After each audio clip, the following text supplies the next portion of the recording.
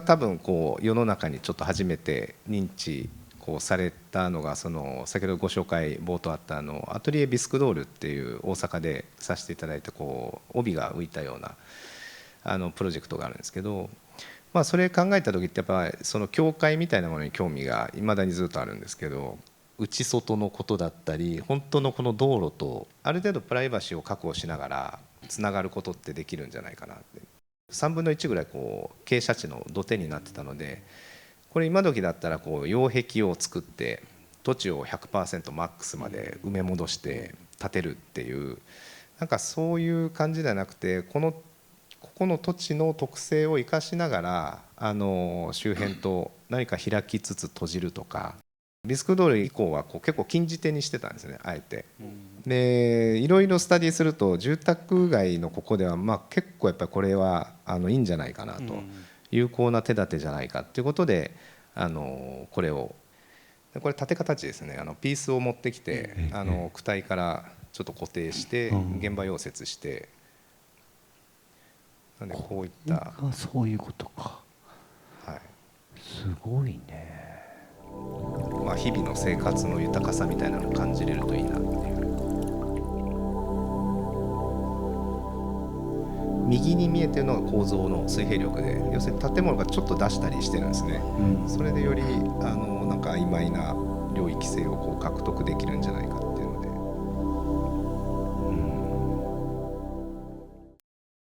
で、アトリエビスクドールからここがアップデートしたよっていうような点はどういうところでしょうか。やっぱこれって 1.5 倍ぐらいちょっと大きいんですよ。なのでついやっぱりその前例があるとその差を結構図面を見直してやってたら、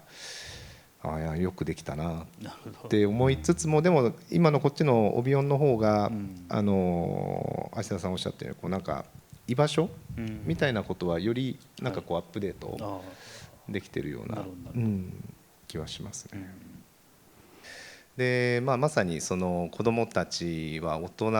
がちょっとこう忘れたような感性っていうか、なんかそういう環境を作りたいなと。でここは生後43日から12ヶ月間だけ入れる建築を作りたいと。で何かこう体の身体感覚を養えるような建築側がなんかちょっとアフォードできるような、そんなことができないかなということで勾配をつけて、で最初これ15分の1って緩やかじゃないですか。車椅子の自走できたり、でもそれが本当に緩いのかねとか言って事務所でこうコンパネで15分の1の勾配を作って、で僕もこうハイハイをやってたんですよ。でハイハイやって意外と15分の1なんかスタッフとこきついよねとか下りがきついよねとか言ってこう調整していって、最終的に数値上にしたら20分の1っていう、というのが2012年4期でやって、その後は園長から今度4、5歳児だけのこのプロジェクトが再びこう動いていくんですけど、入り口がこの門型にしてるんですよね。一つの域というか敷居のような、なんかこうくぐることによって違うこう世界にこう入るというか、なんかそういう意識の変容みたいなものをここに期待して、あとこう排水が雨の時とか入るんで、そこに線をして水をためると、3センチぐらいの大きな水たまり、もう水ためると子供はほっといても走るんですね。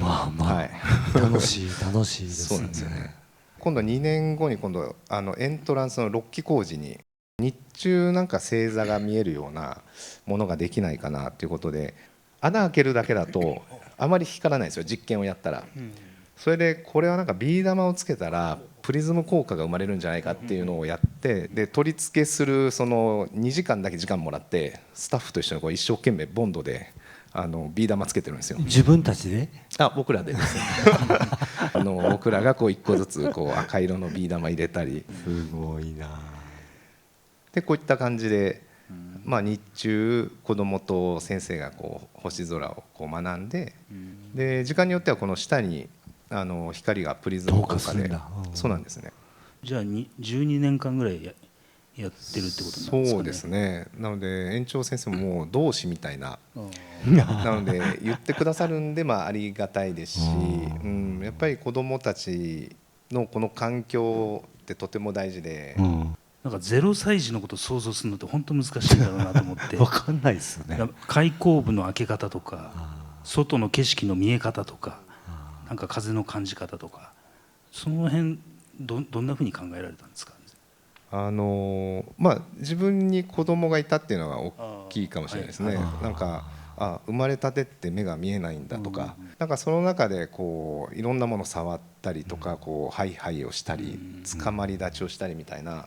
なんかその高さに建築がちょっとこうアフォードできることができないかなっていうのを考えてましたかね。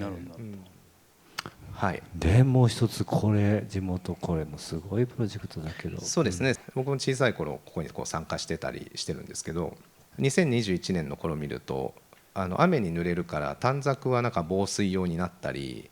なんかあんまりこう大々的なイベントになってなかったんですよね。でこれは何かなん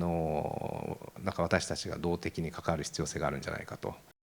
子どもたちに絵を描いてもらうだけでなんかこう付加価値になって、その廃棄される傘が何かもう一回命を吹き返すっていうか。であと学生たちの提案でその牛乳パックなんですね、この右の写真は。でこれを私がこう設計してた商店街のワイヤーに何か引っ掛けてできないだろうかっていうことで、だいたい約600本の傘とそこにあんどんをこうつなげていくっていう、こういったイベント。これからの社会においてどういう役割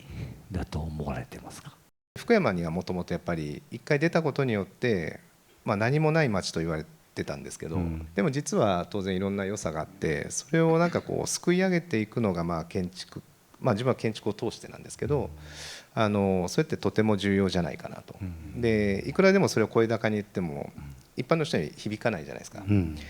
であればもっとその最前線に降りていって、なんか自分の町のことには何か関わりたいなと思ったりしますね。